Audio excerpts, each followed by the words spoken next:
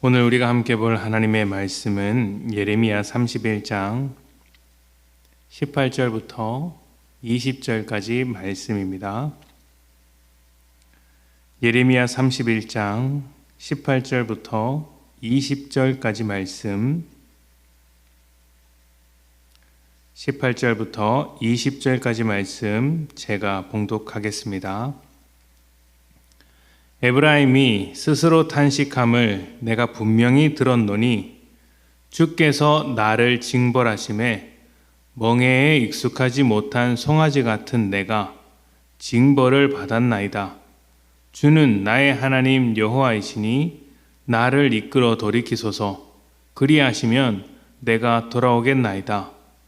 내가 돌이킨 후에 뉘우쳤고 내가 교훈을 받은 후에 내 볼기를 쳤사오니 이는 어렸을 때의 치욕을 짐으로 부끄럽고 욕됨이니이다 하도다.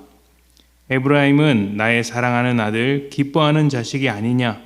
내가 그를 책망하여 말할 때마다 깊이 생각하노라. 그러므로 그를 위하여 내 창자가 들끓으니 내가 반드시 그를 불쌍히 여기리라. 여호와의 말씀이니라. 아멘. 우리가 고통당할 때, 괴로울 때, 고난이 찾아올 때 아무도 나의 심정을 몰라주는 것 같아서 힘들 때가 참 많습니다. 터놓고 이야기할 수 있는 상대가 있다면 너무 좋겠습니다만 때로는 아무에게도 말할 수 없는 문제들도 있죠. 그럴 때면 하나님께서 왜 이런 시간을 허락하셨는지 이해할 수 없고 그저 가슴만 치고 싶을 때가 있습니다. 그럴 때 우리가 할 수 있는 것은 무엇일까요? 기도밖에 없습니다. 그래도 하나님께 달려가서 기도해야 합니다. 아무도 듣지 않고 말할 수 없는 그 문제를 가지고 하나님 앞에서 엎드리는 것입니다. 여러분, 왜 아무에게도 말할 수 없는 문제라고 이야기할까요? 남들이 알아주지 않아서 그런 것도 있겠지만 말하기에 너무 창피하고 속상하고 자존심 상하기 때문이 아닐까요? 때로는 내 밑바닥을 보여줘야 하는 문제라서 꺼내지 못할 때도 있습니다.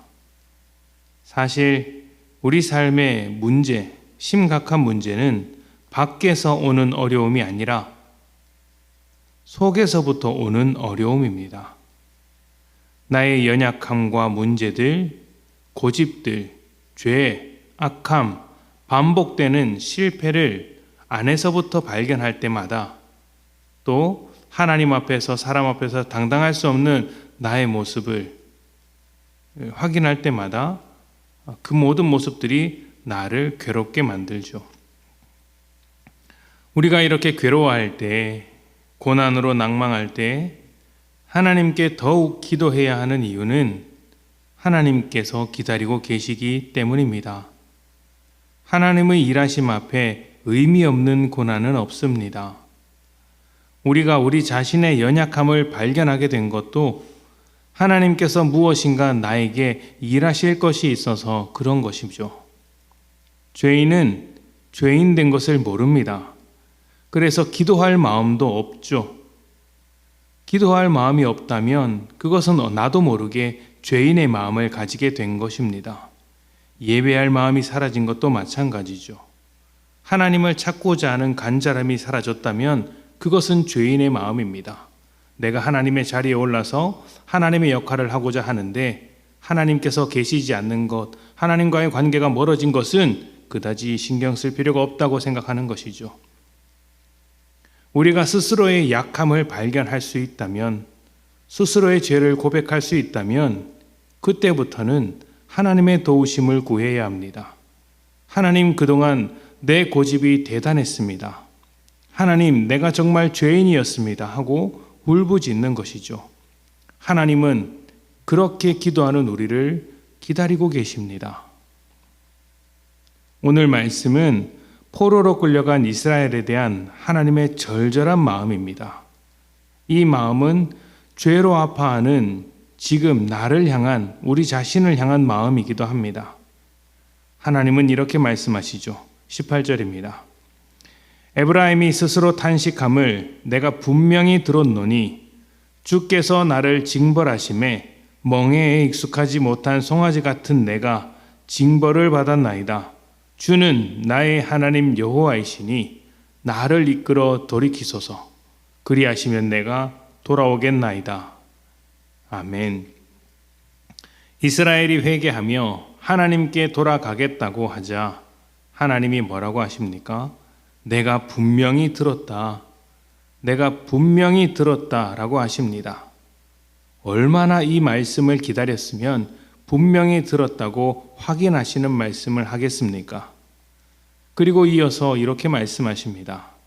예레미야 31장 20절 에브라임은 나의 사랑하는 아들, 기뻐하는 자식이 아니냐.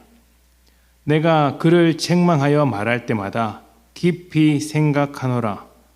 그러므로 그를 위하여 내 창자가 들끓으니 내가 반드시 그를 불쌍히 여기리라. 여호와의 말씀이니라. 아멘. 내가 너를 징계했고 고난이 찾아오도록 허락했지만 그래도 너를 버린 것은 아니다. 나는 여전히 너를 사랑한다. 너는 내 자식인데 어딜 가겠느냐. 네가 고통당할 때, 징계를 당할 때 내 심정은 창자가 들끓는 듯 했다. 이것이 하나님의 말씀입니다. 창자가 들끓는다는 것은 속이 터질 것 같다는 말입니다.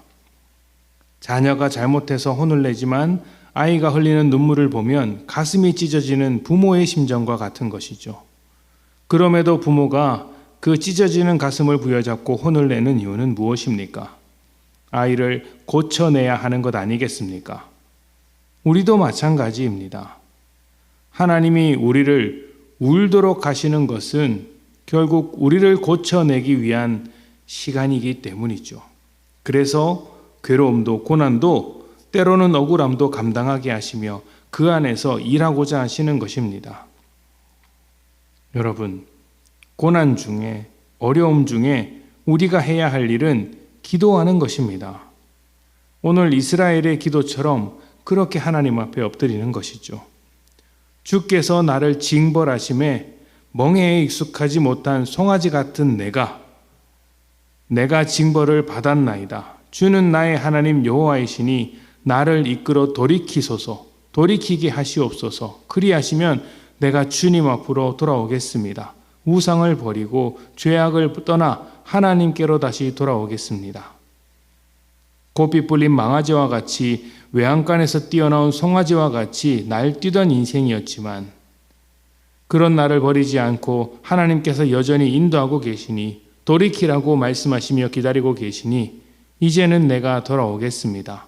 이제는 하나님께 겸허히 낮아지겠습니다. 겸손하겠습니다. 엎드리겠습니다. 이것이 하나님께서 우리를 통하여 듣고 싶어 하시는 기도입니다. 기도의 자리에 나와서 하나님의 엎드려야 하는 것. 오늘 하루만큼은 잠잠히 이러한 기도의 시간을 가져보십시오. 하나님의 목소리를 듣고 하나님의 마음을 받으십시오. 그리고 고백하는 것입니다. 이제 하나님께로 마음을 돌이켜 나아갑니다. 하나님께서 기다리시며 인도하시니 하나님께로 나아갑니다. 하나님께 영원토록 내 삶을 드리며 하나님의 뜻대로 살아갈 수 있도록 주님 우리를 돌이켜 주소서, 붙들어 주소서. 함께 기도합시다.